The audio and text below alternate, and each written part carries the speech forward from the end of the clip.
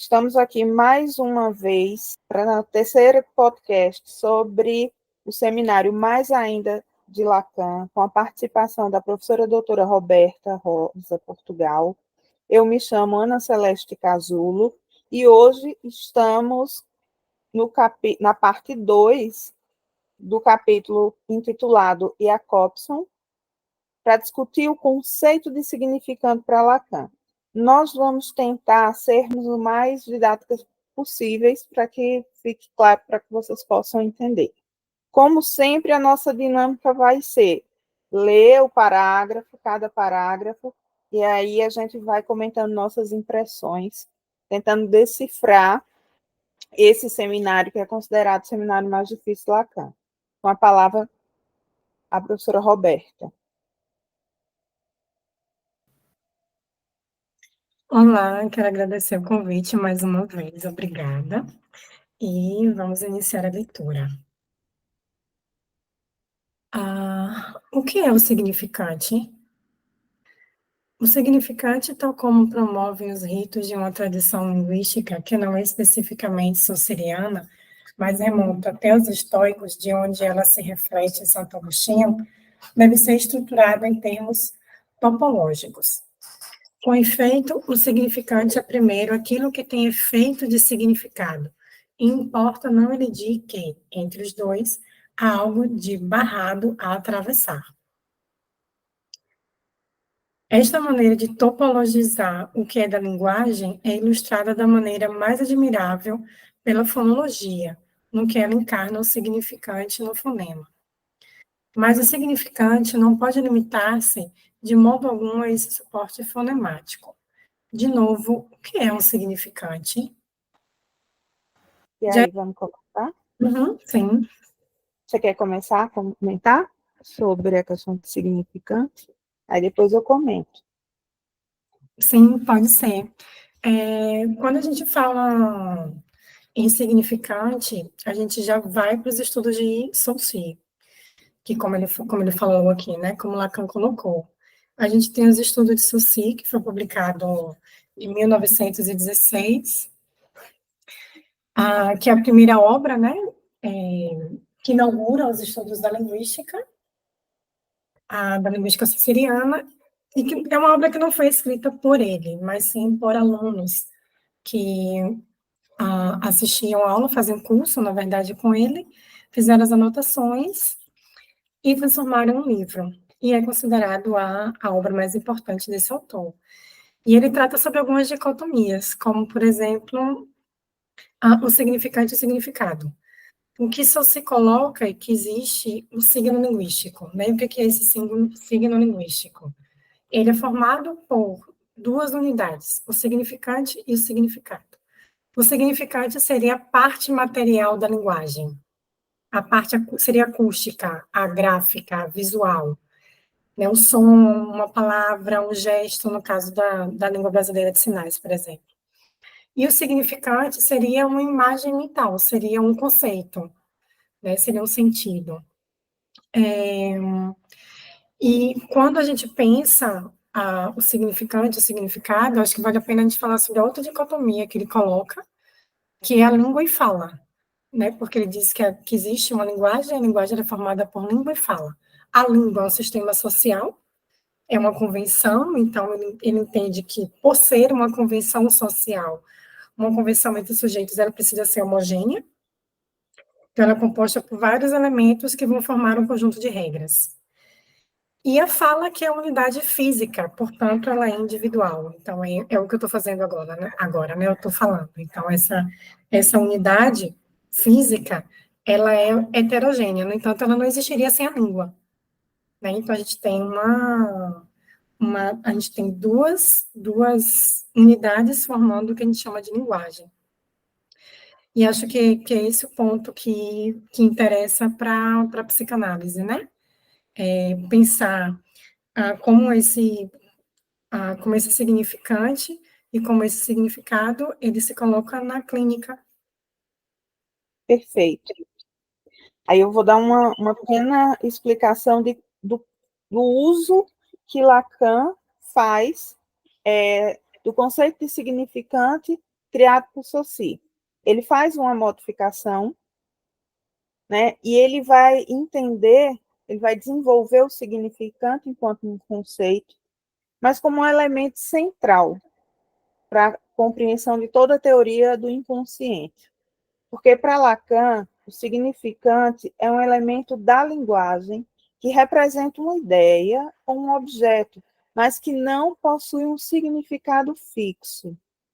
Em vez disso, seu valor é definido pelas relações que se mantêm dentro de um sistema maior de significantes, como, por exemplo, no campo social, através da ideologia, né, das palavras que circulam, da hegemonia, etc. e tal. Lacan propõe que no inconsciente o significante é estruturado como uma espécie de rede, onde cada significante remete a outros significantes, gerando um jogo de significações que nunca se fixa completamente, uma espécie de fluidez de desejos, identidades e identificações. Ela ressalva que o significante está intrínseco, ligado a que uma falta, essa falta que compõe o desejo humano, que nunca pode ser completamente satisfeito. Vamos continuar? Tem uma diferença, né? Sim. Vou continuar a leitura para a gente compreender melhor. Uhum. Já é preciso que eu pare e coloque a questão desta forma. Posto antes do termo e com o uso de artigo indeterminado. Ele já supõe que o significante pode ser coletivizado, que se pode fazer uma coleção, falar dele como de algo que se totaliza. Ora, o linguista seguramente teria muita dificuldade, parece-me em fundamentar essa coleção, em fundá-la sobre o, porque não há predicado que o permita. Como E é aí, que... tu quer Sim, falar? Quer falar? não, pode falar. Não, fala. Não, pode colocar. Não, não. Então vamos continuar. Como Jacob se faz notar nominalmente, ontem não é a palavra que pode fundar o significante. A palavra não tem outro ponto onde fazer-se coleção senão dicionário, onde ela pode ser alistada. Para fazer vocês sentirem isto, eu poderia falar da frase que é mesmo aí, também ela, a unidade significante, que perdi aqui, que ocasionalmente se tentará coletar em seus representantes típicos para uma mesma língua. Mas evocarei mais o provérbio no qual certo pequeno artigo de Poulan, que me caiu recentemente nas mãos, me faz interessar-me mais vivamente. Poulan, nessa espécie de diálogo tão ambíguo que apreende o estrangeiro de uma certa área de competência linguística, percebeu que o provérbio tinha, entre os malgaches, um peso particular, representava um papel específico. Que ele tenha descoberto isto naquela ocasião não me impedirá de ir mais longe. Com efeito, podemos perceber, nas margens da função proverbial, que a significância é algo que se abre em leque, se me permitem um termo, do provérbio à locução. E aí, quer comentar um pouco desses significados que se abrem em leque? Sim, eu acho interessante, porque quando ele coloca uma abertura em leque, é como se pensasse em várias possibilidades de sentido. E como eu venho da análise do discurso, que é uma teoria que é construída a partir da linguística, Uhum. mas constrói, né, uma forma de entender isso, a gente entende que o sentido, ele nunca é um, ele é sempre um leque. Ele sempre pode ser vários. Ele não pode ser qualquer um, mas ele sempre vai ser vários, no mínimo dois. E isso me lembra o que Saussure coloca, né? Porque Saussure, ele pensa a língua como algo estático, homogêneo. E nós, da análise do discurso, não. A gente pensa que a língua ela está sempre em movimento. Então, quando Lacan fala em leque de sentidos, me parece que ele provoca aí um deslocamento, né? Ele estuda o trabalho de Saussure, que é um trabalho fantástico, não dá para negar, é um trabalho maravilhoso, e desloca, né? Ele me parece que entende que a língua não era como estava sendo colocada lá no livro de 1916. Ele dá um salto, né? Ele já entende como algo dinâmico, é um leque de possibilidades. Exatamente. Fica a dica aí para o pessoal ler o livro do Saussure, Conhecimento Nunca Demais. Tem uma outra questão, né, quando ele vai colocar nesse sentido, no seminário mais ainda, nesse contexto do seminário mais ainda, lá que ele vai também tentar discutir a articulação em que o significante, entre o significante e a realidade subjetiva do sujeito, destacando como a estrutura do significante produz alguns tipos de efeitos de sentido para aquele indivíduo, para aquele sujeito que é barrado. Porque ele é barrado por quê? Ele já é barrado pela palavra, ele é barrado pela castração, que é aquele Szinho grande com a barrinha no meio. E, ao mesmo tempo, ele limita essas possibilidades de desejo, buscado pelo sentido. Por sua vez, ele está sempre em tensão com a experiência da falta. Falamos porque somos seres faltantes. Assim, o significante em Lacan é fundamental, não apenas para entender a linguagem, a comunicação, mas também para explorar as dinâmicas do próprio desejo humano. Como esse desejo ele vai se manifestar através das palavras, através dos atos falhos, dos sonhos, das imagens. Como Freud, ele tentou, ele inicia, né, falando sobre isso, através dos atos falhos da linguagem, um texto clássico muito bonito, que é a Psicopatologia da Vida Cotidiana, e aquele ato falho daquele sujeito, ele expressa um tipo de desejo, né? Terminei. Continua. Quer colocar mais alguma coisa, Roberto? Podemos continuar.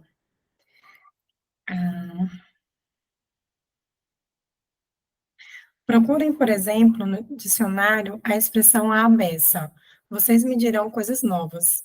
Chega-se até a inventar um senhor chamado Bessa, o qual, à força de o taxarmos de perdulário, acabou-se por se criar o à beça. O que é que isto quer dizer, à beça? E há bastante outras locuções, também extravagantes. Elas não querem dizer outra coisa senão isto, a subversão do desejo. Está aí o sentido de a beça. Pelo furo do barril em folha seca, do voo da significância, corre a beça um caneco cheio de significância. O que é essa significância? No nível em que estamos, é aquilo que tem efeito de significado. Quer falar isso um pouco sobre a análise do discurso? Como é que é isso? Como é que vocês veem isso? Para a gente, o significado, ele é sempre construído a partir das condições materiais de existência, porque a gente pensa que o nosso objeto de estudo é o discurso, né? Então, o que é o discurso? É a relação entre estrutura linguística e acontecimento histórico, e condições históricas. Então, a gente pensa que, ao fazer análise de um enunciado, por exemplo, a gente pensa como que essa língua, ela significa, como ela produz efeito de sentido. Então, a gente analisa a estrutura linguística, entendendo que essa estrutura ela é efeito das condições materiais de existência, e por isso ela pode produzir várias e vários sentidos. A gente não costuma muito usar a palavra significância, a gente usa mais sentido para se referir a significado. mas eu entendo aí que elas seriam como sinônimos, né?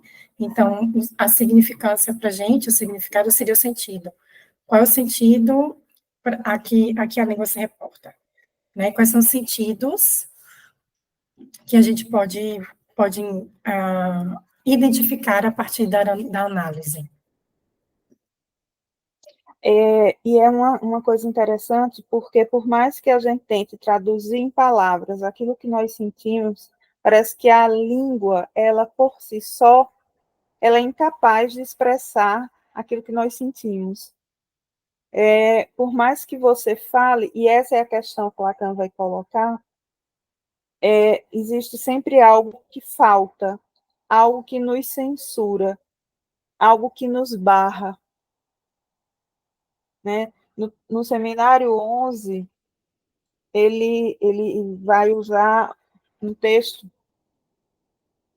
logo no início, quando ele vai falar a questão da linguagem, ele vai dizer que a linguagem ela é sempre fascista, porque ela nos censura de expressar os nossos pensamentos, tais quais a gente desejaria expressar.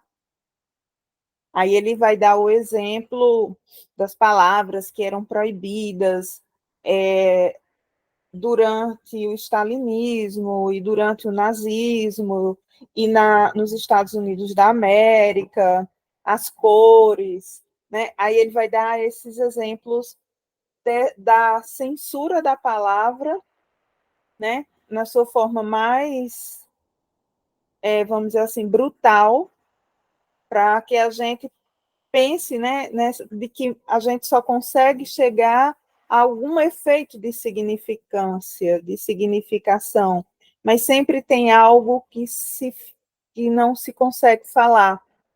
Aquela sensação de não tem algo que falta, tem algo que eu não consigo expressar. E isso tem relação com o real? Tem relação com a própria estrutura da palavra. A gente nunca consegue expressar aquilo que realmente a gente deseja, porque as palavras elas são insuficientes, segundo Lacan. É algo que falta. E é exatamente isso que falta, que faz com que o sujeito ele entre nesse fala-ser. Ele fala para ser. Né? O sujeito em análise, ele fala, fala, fala, fala, mas ele não consegue expressar tudo. Ele sempre fica com a impressão de que tem algo que faltou, não conseguiu se completar.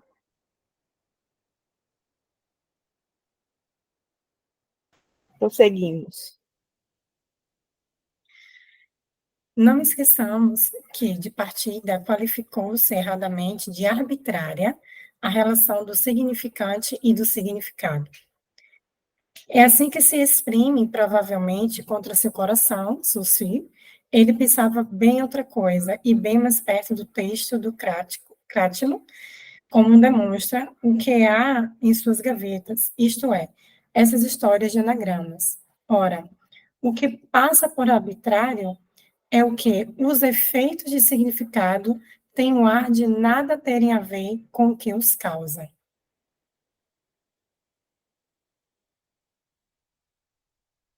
Tem uma coisa interessante, porque no seminário, depois a gente vai ler no seminário 18, num discurso que não seja semblante Lacan, que ele vai falar, é interessante, que aqui no seminário 20 ele está defendendo os linguistas.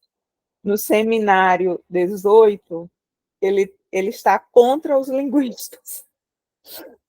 Porque é um autor que vai e vem, então a gente tem que pegar a totalidade da obra para poder compreender, né? Ele vai dizer que só existe significação plena nos anagramas, no mandarim. Por quê? Porque cada anagrama daquele, cada desenho daquele, ele corresponde exatamente ao pensamento. Exatamente o que o sujeito está pensando. E aí ele vai dizer, por isso que os chineses não precisam de análise. O budismo e a filosofia deles dá conta dessa existência, porque eles conseguem expressar exatamente o que a nossa língua não permite. Então, aí a gente entra num outro problema da nossa linguagem, em relação à nossa produção significante. Assim, o significante em Lacan é fundamental não apenas para entender a linguagem e a comunicação, mas também para explorar as dinâmicas do desejo. Lacan afirma que não vai existir uma metalinguagem para nós, para destacar a complexidade da nossa língua e da experiência humana. A experiência humana ela é muito mais rica do que a linguagem é capaz de expressar. A ideia de linguagem sugere a possibilidade de uma linguagem que pudesse falar sobre o que o sujeito realmente sente, de maneira clara e precisa, onde os significantes poderiam ser definidos de modo absoluto, sem ambiguidades. Essa ambiguidade dos significantes é o que vai gerar o mal-entendido da linguagem, e vai ser a partir desse mal-entendido, o que eu entendo sobre alguma coisa é diferente do que o outro entende, pelos sentidos da palavra, porque está muito ligado às nossas histórias pessoais. Então, eu posso falar uma coisa que para a pessoa pode ser um insulto, e para mim não ser. E para isso ser uma coisa indiferente, porque a minha experiência de vida fez com que aquela palavra ela se tornasse, né, ela tivesse um outro sentido, e para o outro não. Então, o trabalho em análise, muitas vezes, é tirar o peso que certas palavras têm sobre o sujeito, faz com que ele carregue um peso desnecessário e que ele possa ressignificar determinadas situações e redes de significantes que foram introduzidos nele pelas relações sociais, pela família, que causam sofrimento. Vamos lá? Quer colocar alguma coisa, professora Roberta? Acho que a gente pode seguir. Pode, né? Uhum. Só que, se eles têm um ar de nada terem a ver com o que os causa, é porque a gente espera que aquilo que os causa tenha certa relação com o real. Falo do sério real. O sério, é claro que é preciso certa batida para nos apercebermos disso nele. É preciso ter seguido um pouco meus seminários. Não pode ser senão o serial. Isto só se obtém depois de um tempo muito longo de extração para fora da linguagem, de algo que lá está preso e do qual, no ponto em que estou minha exposição, só temos uma ideia longínqua. Ainda que só fosse a propósito desse indeterminado, desse logro que não sabemos como fazê-lo funcionar em relação ao significante, para que ele o coletivize. Na verdade, veremos que é preciso reverter e, em lugar de significante que interrogamos, interrogar o significante Ainda não estamos lá. Quer falar alguma coisa sobre o que seria esse surreal para vocês da análise do discurso? Você fala do serial, do que ele diz aqui como serial? Isso. Para vocês, a análise do discurso, quer colocar alguma coisa? Como é que vocês interpretariam isso que Lacan está colocando? A análise do discurso, como uma ciência criada a partir dos estudos marxistas e dos estudos lacanianos, dialoga com o que Lacan coloca, né? Então, a gente entende a partir da perspectiva de Lacan. Então, quando a gente fala de um real, para a gente é aquilo que é inacessível, é aquilo que a gente não vai alcançar, né? Então, me parece que para a psicanálise, é aquilo que, a partir da análise, se tenta, a partir da clínica, né? Da análise clínica, se tenta alcançar. Mas, e para nós, a análise do discurso é aquilo que, ainda que a gente faça a análise discursiva, não será alcançado, né? Porque o real a gente não alcança. Exatamente, perfeita definição. É o real que é impossível de dizer e que é impossível de falar e que é impossível de suportar.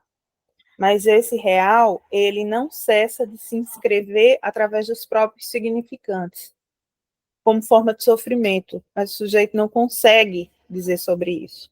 Esse real, que depois vai ser a clínica real, simbólico, imaginário, que depois a gente vai trabalhar sobre isso, é insuportável. Ele é tão insuportável que o sujeito ele não consegue falar sobre ele. Por exemplo, a morte é o real. Não tem o que se dizer diante da morte, né? É o sofrimento extremo, né? Causado pelo sintoma. Você vai tentar colocar em palavras para que o sujeito ele possa simbolizar aquilo que é impossível de ser simbolizado. Tem no filme, tem um filme Lacan, é o Encontro com Lacan, que aí tem um exemplo muito interessante de uma analisanda de Lacan, que ela sofreu o Holocausto, e o atendimento que Lacan marcou, o horário, era sempre às 5 da tarde, era o horário dela. E um dia ela chegou, olhou para o relógio e disse assim, às 5 horas da tarde era a hora que os nazistas invadiam a nossa casa e nos levava para campo de concentração. Lacan ele não fala absolutamente nada. Aí ele se levanta e toca no rosto da paciente, né? Ela diz que aquilo dali para ela não alterou nada, certo, na vida dela, desse trauma das 5 da tarde. Mas a partir daquele gesto extremamente amoroso do analista, às 5 da tarde também faz ela lembrar essa sensação, né, do toque de humanidade, de carinho e de amor que o analista proporcionou. Então, ela ficou com dois sentidos para isso aí, né? Ele fez um furo nesse real, né? Ele deu olha, é isso, mas também não é apenas isso, né? Foi o que ele quis dizer. E isso fez com que a dor dela não que diminuísse, mas que fosse possível conviver com.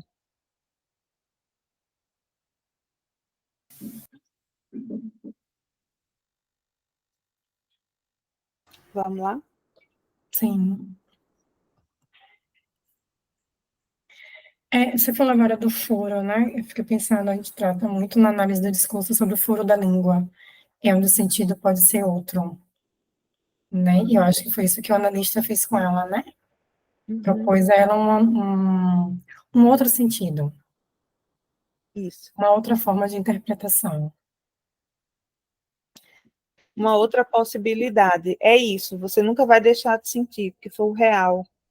Real é impossível de simbolizar, mas ele também pode significar uma outra coisa. E é interessante que no depoimento desse documentário sobre Lacan, Encontro com Lacan, às 5 horas da tarde, ela lembra das duas coisas, mas o que ela guarda no coração é o toque carinhoso no rosto. E isso aconchega o espírito dela. Ela diz que não mudou absolutamente nada do trauma dela, mas deu um outro significado também, no sentido que ela possa se sustentar e caminhar diante de um trauma.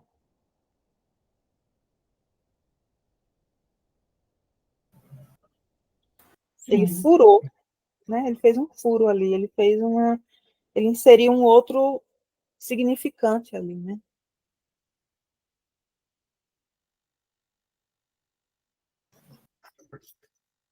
sim. Os efeitos de significado têm um ar de nada terem a ver com o que os causa. Isso quer dizer que as referências, as coisas que o significante serve para aproximar, restam justamente aproximativas, macroscópicas, por exemplo. O que é importante não é que isto seja imaginário. Depois de tudo, se o significante permitisse apontar a imagem que seria preciso para se ser feliz, seria ótimo, mas este não é o caso. O que caracteriza, no nível da distinção significante e significado, a relação do significado ao que lá está como terceiro indispensável, isto é, o referente, é propriamente que o significado rateia. Colimador não funciona. O cúmulo do cúmulo é que a gente chega, mesmo assim, a se servir dele, no que passando por outros truques. Para caracterizar a função do significante, para coletivizá-lo de um modo que pareça predicação, temos algo que é aquilo de onde partir, a lógica de Porto Royal. Recanati evocou para vocês, outro dia, os adjetivos substantivados. A redondeza, nós a extraímos do redondo. E por que não a justiça do justo? É o que vai nos permitir avançar nossa besteira para tirar que, talvez, mesmo ela não seja, como se crê, uma categoria semântica, mas um modo de coletivizar o significante. Por que não? O significante é besta. Tem uma coisa interessante que ele introduz aqui, ele joga, né? O registro do imaginário. O imaginário, para Lacan, né, é um registro que fica real, imaginário e simbólico. Imaginário é uma forma de linguagem, é um registro que, segundo Lacan, ele vai referir ao mundo das imagens, das ilusões e das nossas identificações. Ele é formado a partir do estado do espelho, é onde o imaginário vai ser formado. Ele está associado, que é a entrada assim, definitiva de Lacan no estruturalismo. Esse imaginário está associado a uma formação de várias imagens mentais que são construídas a partir das nossas identificações. Esse imaginário é sempre caracterizado por relação dupla, uma múltipla identificação, de uma dupla busca de completude e unidade. Ele é um domínio totalmente fantasmático, de ideias que muitas vezes não correspondem nem um pouco à realidade do desejo ou do inconsciente. Essa identificação, através da imagem, que é o registro, está profundamente ligada à forma como os indivíduos, o sujeito singular, se identifica com as imagens, que é aquela imagem que a criança começa a se reconhecer através do espelho. Essas imagens, essas representações de si mesmo e dos outros, que é o processo de construção da própria identidade e da configuração e contorno simbólico do próprio corpo. Ele é frequentemente mediado pelos significantes. Quando alguém vê uma parte de um grupo, por exemplo, as identificações são frequentemente baseadas em significantes compartilhados pela cultura ou pela sociedade. E esses significantes compartilhados pela cultura e pela sociedade, através da imagem dessa criança no espelho e das palavras que lhe são ditas pelo pai, pela mãe, é que o eu é criado e se produz as identificações com imagens que são transformadas em significantes. E quer colocar alguma coisa, professora Roberta? Pode seguir. Então, segue aí a leitura. Tá. Parece-me que isto é de natureza a engendrar um sorriso besta, naturalmente. Um sorriso besta, como todos sabem. Basta ir às catedrais, é um sorriso de anjo.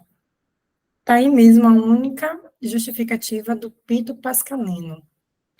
E se o anjo tem um sorriso tão besta, é porque ele nada no significante supremo. Achar-se de novo um pouco a seco lhe faria bem. Talvez ele não sorrisse mais.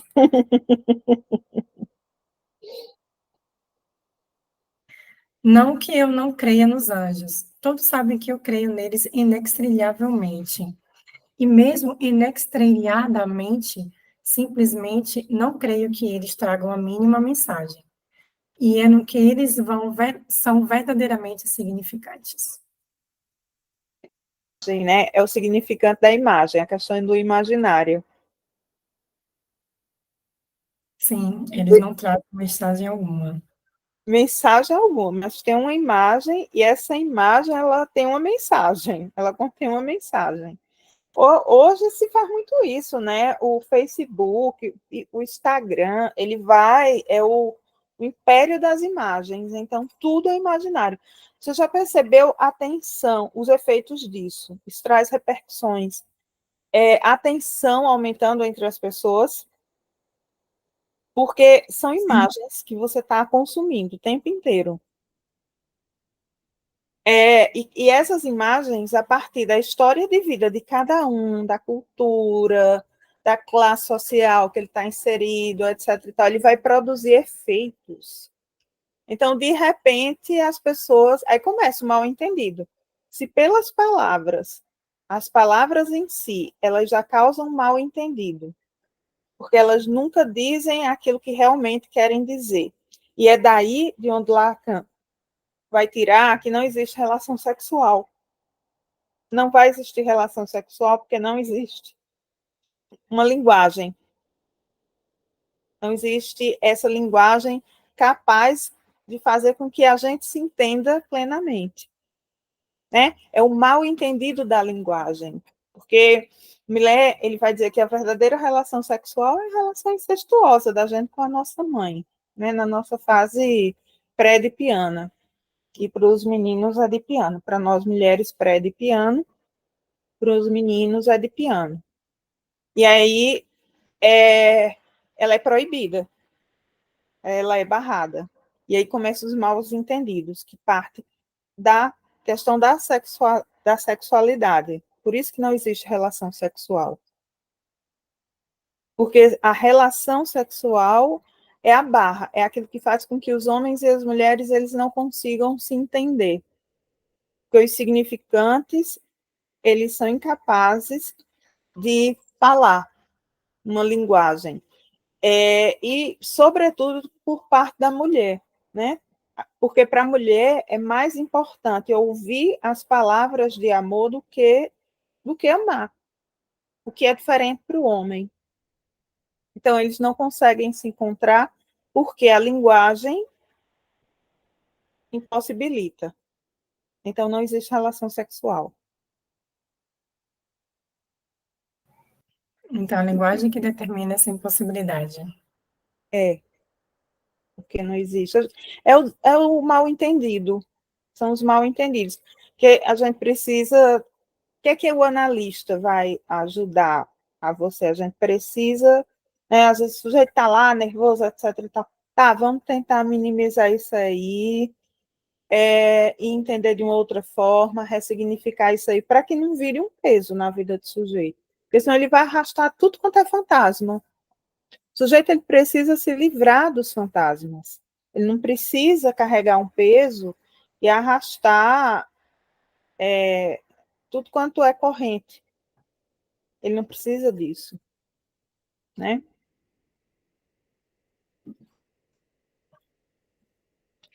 Não, eu não creio nos anjos. Todos sabem. Esse ponto eu já li. Vou descer o próximo parágrafo, para a gente não perder tempo. Por que é que damos tanta ênfase à função do significante? Porque é o fundamento da dimensão do simbólico, o qual o discurso analítico nos permite isolar como tal. Eu poderia ser abordado, ah, as, eu poderia ter abordado as coisas de outro modo, dizendo-lhes como é que fazem para virem me pedir uma análise, por exemplo. Eu não gostaria de ferir esse frescor, Aos que se reconheceriam, Deus sabe o que eles imaginariam sobre o que pensam. Talvez eles acreditassem que eu os acho bestas. O que é verdadeiramente a última ideia que me poderia vir em tal caso. A questão é que o discurso analítico introduz um adjetivo substantivado, a besteira, no que ela é uma dimensão em exercício do significante. Aí preciso olhar mais perto.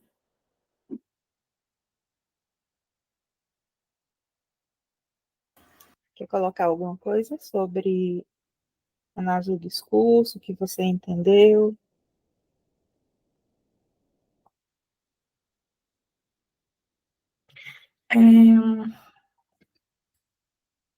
Eu fiquei pensando nessa ênfase ao significante, porque é o que não, porque para análise do discurso, para análise do discurso, a gente tem uma unidade de análise e um objeto de estudo.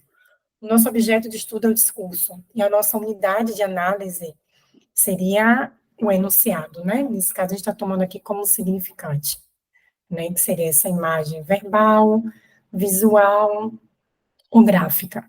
Então, digamos que eu estou analisando um enunciado, então aquele enunciado é a minha unidade de análise, para chegar no meu objeto de estudo, que é o discurso. E acho que é o mesmo caminho que vocês fazem, só que o objeto de discurso de vocês não seria o discurso, né, o objeto de estudo, seria, me parece que é o inconsciente. Então, vocês partem do significante para chegar no objeto de estudo, assim como nós, né? Uhum. Sendo que esse objeto é outro. E aí tem a questão do simbólico, né? De como que esse significante ele pode significar diferentemente. Para cada sujeito, Aham. por conta das imagens que são formadas, né, a partir da fase do espelho. É uma identificação que o sujeito vai ter, ele vai se identificar por meio de significantes. E um significante vai puxar outro, que vai puxar outro, que vai puxar outro. Ele é infinito. E aí você vai ter uma relação entre o significante e a imagem. Por isso que ele brinca com a imagem dos anjos, né? Eu não acho que eles trazem mensagem nenhuma, mas ao mesmo tempo eles representam alguma coisa, que é o imaginário. Eles se relacionam também nas maneiras em que os significantes podem evocar as imagens subjetivas. A linguagem não é apenas um meio de comunicação, mas também um espaço onde as imagens mentais são evocadas e podem dar sentido ou criar confusão sobre o que se deseja ou o que se sente. Vamos lá? Continuamos o ponto 3? A gente continua? Deixa eu ver se é pequenininho, acho que dá. Tá. Vamos lá. Uma vez que se substantiviza, é por se supor uma substância. E as substâncias, meu Deus, em nossos dias, não as temos aos montes. Temos a substância pensante e a substância extensa. Conviria talvez interrogar, a partir daí, onde será que se pode encaixar essa dimensão substancial, qualquer que seja a distância a que ela esteja de nós e que, até agora, só nos faz sinal, essa substância em exercício, essa dimensão que seria preciso escrever dimensão, para o qual a função da linguagem é, primeiro, o que vale antes de qualquer uso mais rigoroso. De saída, a substância pensante pode-se dizer que, de algum modo, nós a modificamos sensivelmente. Depois desse penso que, ao supor-se a si mesmo funda a existência, tivemos que dar um passo, que é o do inconsciente. Já que estou hoje sendo arrastado pelas trilhas do inconsciente, estruturado como uma linguagem, saiba-se disto. Esta fórmula muda totalmente a função do sujeito como existente. O sujeito não é aquele que pensa. O sujeito é, propriamente, aquele que engajamos, não como dizemos a ele para encantá-lo, a dizer tudo. Não se pode dizer tudo, mas a dizer besteiras. Isso é tudo. É com essas besteiras que vamos fazer a análise. é que entramos num novo sujeito que é o eu do inconsciente. É justamente na medida em que ele não quer mesmo mais pensar, o homenzinho que se saberá talvez um pouco mais dele, que se tirará algumas consequências dos ditos. Ditos de que não podemos nos desdizer. É a regra do jogo.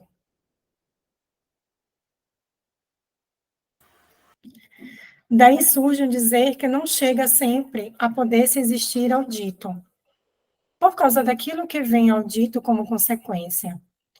Está aí a prova por onde, na análise de qualquer um, por mais besta que ele seja, um certo real pode ser atingido. Estatuto do dizer, é preciso que eu deixe tudo isso de lado por hoje. Mas posso lhes anunciar que o que vai acontecer este ano de mais chato é submeter a essa prova um certo número de dizeres da tradição filosófica. Felizmente, que Parmenides escreveu, na realidade, poemas.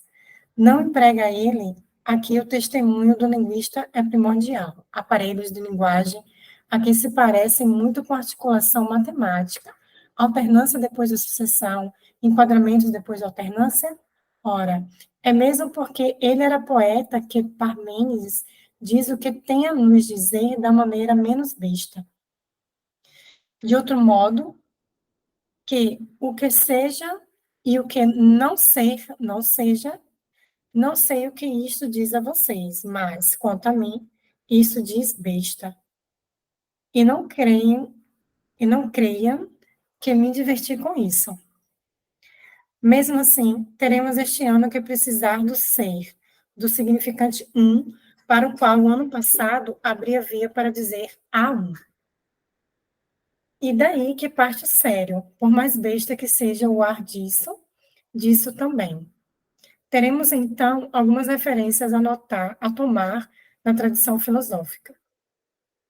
A famosa substância extensa, complemento da outra, não nos desembaraçamos isto também tão facilmente dela, pois que é o espaço moderno, substância de puro espaço, como se diz espírito puro.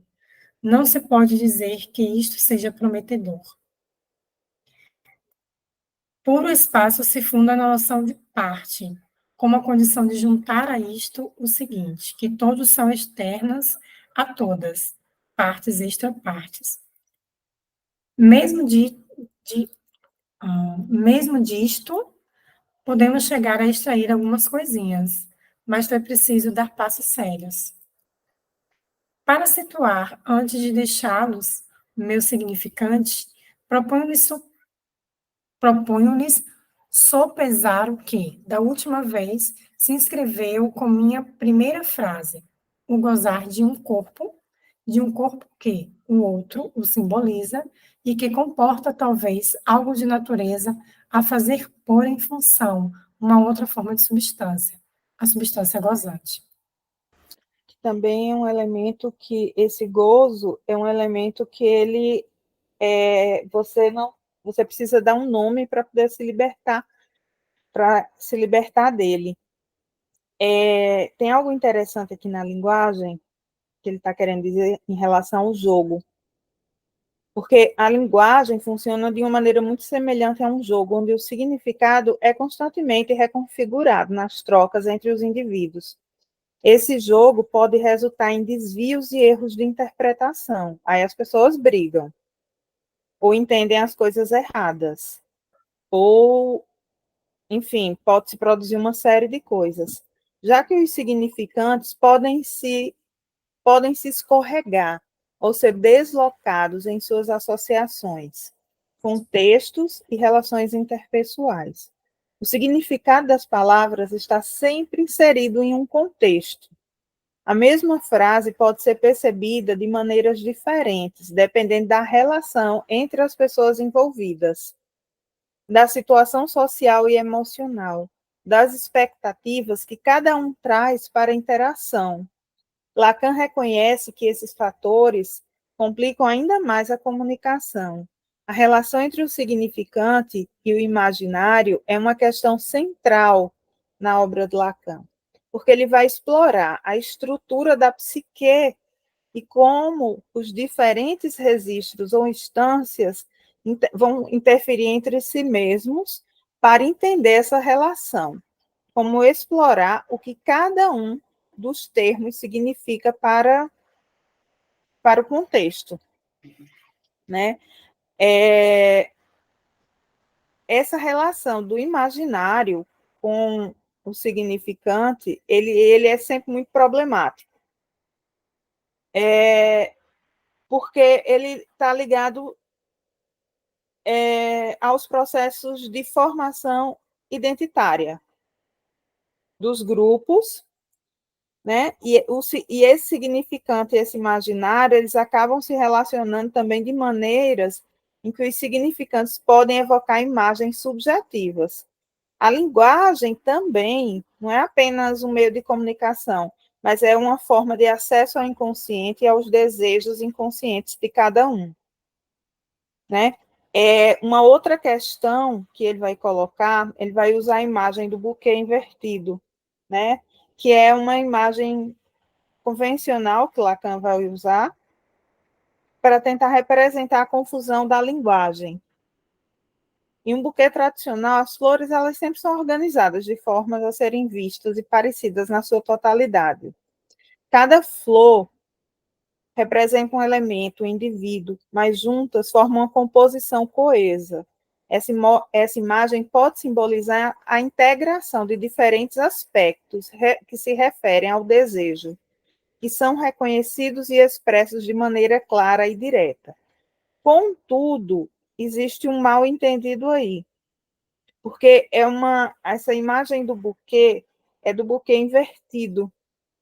Então, o que ele quer dizer? Que as imagens e essa comunicação, ela chega do sujeito aparentemente como uma imagem perfeita, mas ela é invertida, ela é trocada. Por isso que essa fonte constante do mal entendido. Quer falar alguma coisa? Pensando só no que você está colocando.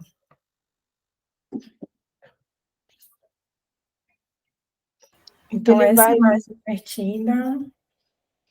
Pode falar. Fala. Essa imagem invertida é que nos traz o conflito. A Isso? imagem chega trocada.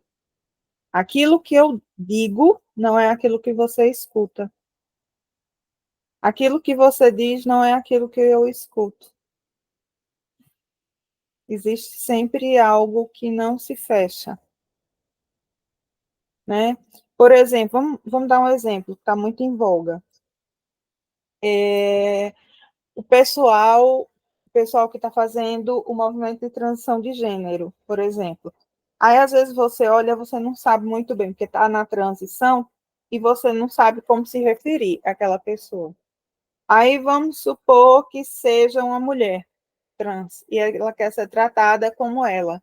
E aí, como está na transição, a cabeça da gente é formada de forma binária por conta da influência católica, que é isso ou aquilo, certo ou errado, virtude ou pecado.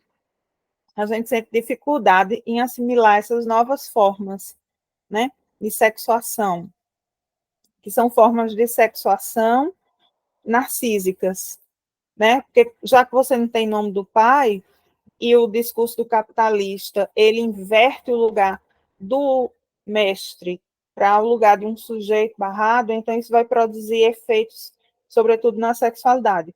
E você confunde, sem querer, mesmo sem querer. Ao invés de chamar ela, você chama ele, você apanha, porque é como se você tivesse dito um palavrão. O sujeito, ele sente aquilo como palavrão, como um desrespeito. Só que tem um problema, que é o problema do imaginário. Eu posso não reconhecer, porque como tá numa metamorfose, né? Por exemplo, o casulo da borboleta, eu não sei dizer se aquele casulo da borboleta é uma borboleta. É uma imagem que eu estou vendo. Dali vai sair alguma coisa, que é esse período de casulo, que o sujeito está ali né, esperando para se transformar. Mas, por causa da confusão do imaginário e da formação que a gente teve católica e cristã, porque é uma visão dual, a gente não consegue perceber as novas formas, as novas diferenças que coincidem com o declínio do discurso do mestre e a ascensão do discurso do capitalista. Porque com essa ascensão em que o capitalista ele se torna o mestre, é o sujeito barrado, né, que vai assumir esse jogo aqui de produção de verdade. Ele assume o lugar do significante da verdade. E aí isso dá um mal-entendido pela formação cultural que nós tivemos. Aí vai dar problema. Por isso que é tanto choque. E aí a gente tem que ter muito cuidado, porque essas pessoas elas estão sofrendo e estão sofrendo muito, porque elas estão precisando, através do real do corpo, simbolizar algo que as palavras já não são capazes de dar. Então, são pessoas que estão. Por isso que a Rudnesco, ela tem um livro muito bonito que ela vai chamar de Derivas Identitárias. São pessoas que estão angustiadas, perdem a referência, e já que não existe um coletivo, não existe um partido, faça com que elas transformem, possam transformar toda a sociedade, elas fazem a transformação no próprio corpo, porque elas não conseguem, porque existe uma impossibilidade de emancipação.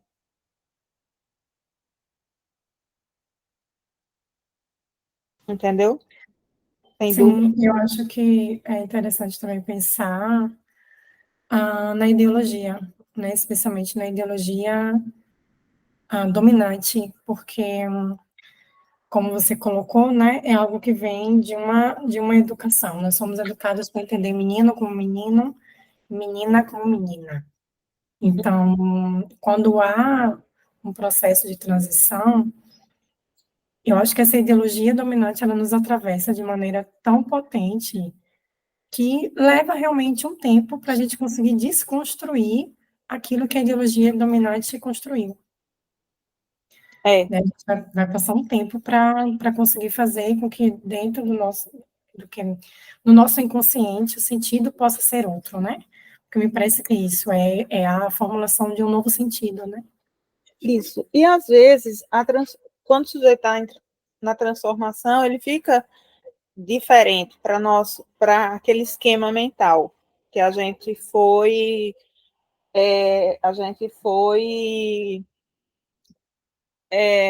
obrigado a pensar. A gente foi formatado, a gente foi adestrado, né? E aí a gente sente aquela diferença. E a questão, ela se concentra na medida em que a gente termina sem a intenção machucando o outro, né? O outro toma aquilo de uma forma agressiva, né? E aí não tem, porque assim é necessário durante esse processo, esse sujeito que está em processo, ele está em análise também, né? Para ele não sair do laço do outro, porque senão ele vai sair do laço do outro, ele vai compreender o outro como inimigo, como aquele conservador, como aquele reacionário, e aí se quebra o laço social, se fragmenta o laço, né? O Facebook é a maior rede antissocial, junto com o Instagram, com o Twitter, que agora é X. Por quê? Porque ali é onde todo mal entendido ele se concentra. E eles são produzidos exatamente por isso, para manipular através da linguagem, porque todos esses estudos que a gente faz da linguagem, etc. e tal, O capitalismo hegemônico, ele faz uso para produzir sofrimento. Porque uma coisa que o neoliberalismo descobre é que o sofrimento também é produtivo.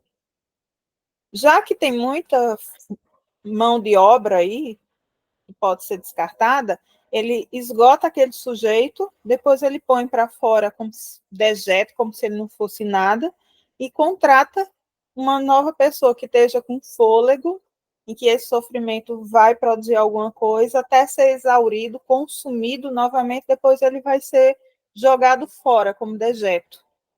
Para tu ter uma ideia, essa é uma reportagem na Folha de São Paulo, para você ver a quantidade de sofrimento, né, o que esse discurso está fazendo do capital, do capitalismo. Tem 72 cracolândias em São Paulo, que são os cemitérios dos vivos, né? Eu fiquei até com vontade de ler aquele livro do Lima Barreto, Cemitério dos Vivos, e dar uma atualizada assim para pensar nisso.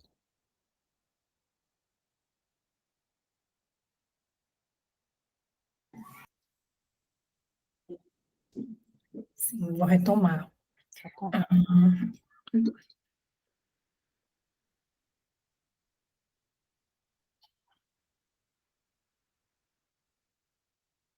Felizmente, para Parmênides, não, desculpa, acho que me perdi aqui. Você já estava lá no final, É, para situar, gozar não, sim, achei agora. Não é lá que se supõe propriamente a experiência psicanalítica? A substância do corpo, com a condição de que ela se defina apenas como aquilo de que se goza.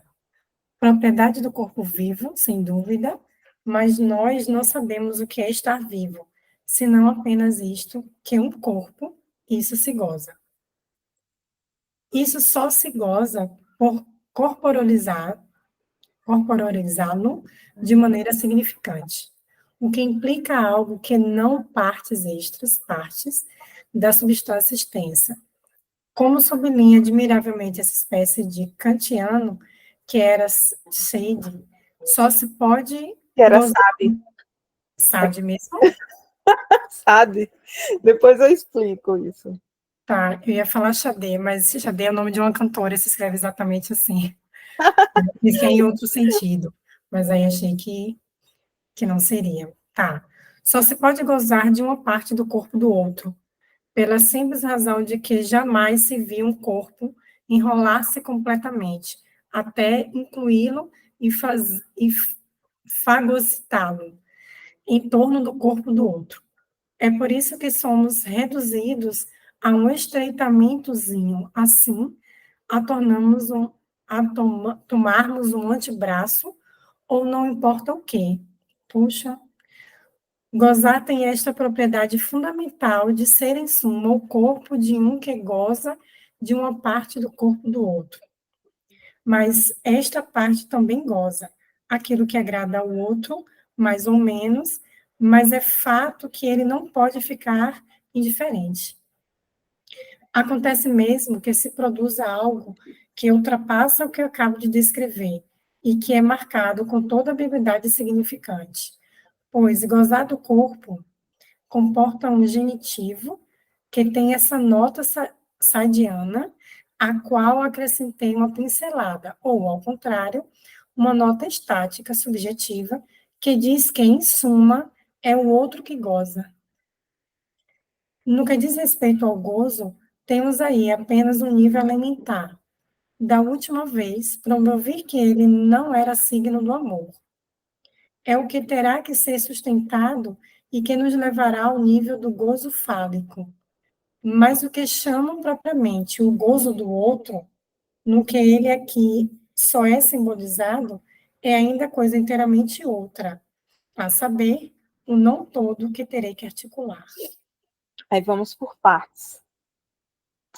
Quando ele fala da questão desse gozo do corpo do outro, porque ele vai criar uma nova ética para dar uma solução de compromisso à questão dos significantes. Então, você tem a moral kantiana, que é a moral da universalidade, né? Que é uma moral inclusive universal e paterna, que é recusar a sua natureza, os seus instintos, em prol da sociedade, em prol do trabalho, em prol da família, que tem como consequência a produção da sublimação, né? As artes, elas são produzidas porque nós reprimimos, né, os nossos instintos, e a partir desse processo de repressão que você pode criar. A arte, ela é produto da sublimação. É o mais perfeito mecanismo de defesa. E o que é diferente da arte que temos hoje, que Pasolini, em Teorema, ele faz uma crítica, né? Que ele vai dizer que é lixo, essa nova arte, porque não tem mais sublimação. Você tem um predomínio de uma nova perversão, de uma nova paiversão, que é a natureza de Sade, que ele vai falar lá no filme Salô, 120 dias em Sodoma, em que a natureza humana, degradada pelo capital, ela não é mais capaz de produzir nada, a não ser a própria brutalidade. Você vê esses novos artistas, né? O pessoal não gosta quando a gente fala assim, pode soar até elitista, etc. e tal, mas vai lá, joga um monte de coisa, um monte de tinta assim, né? Sem nenhuma.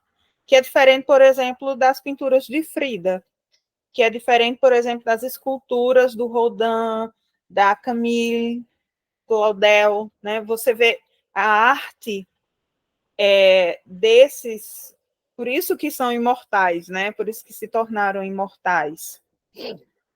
Então você vai ter a égide Sade, que é a égide da natureza humana, e que você precisa encontrar uma solução de compromisso, que é o processo de sublimação, né? Em que você se ligue ao universal, que você possa o que vai produzir isso é o princípio de prazer.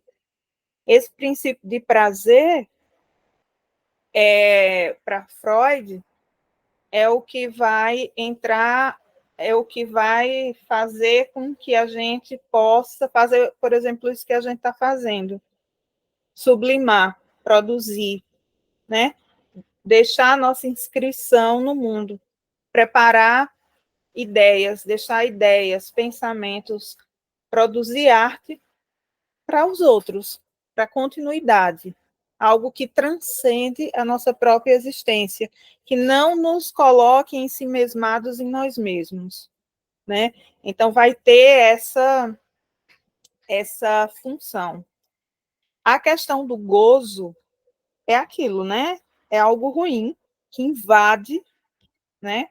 E ele invade justamente porque é a lei da mãe, a lei da mãe é sempre a lei excessiva de um excesso de gozo que entra no corpo do outro, e aí é onde teria a função paterna de separar, para que esse gozo ele não tome conta. Então, ele também tem uma função de resto, ele também é produzido pela própria processo de desenvolvimento psicossexual, porque esses processos de desenvolvimento psicossexual, fase oral, anal, sádica, etc. e tal, que vai ter a relação com o pai e a mãe, eles são subsumidos.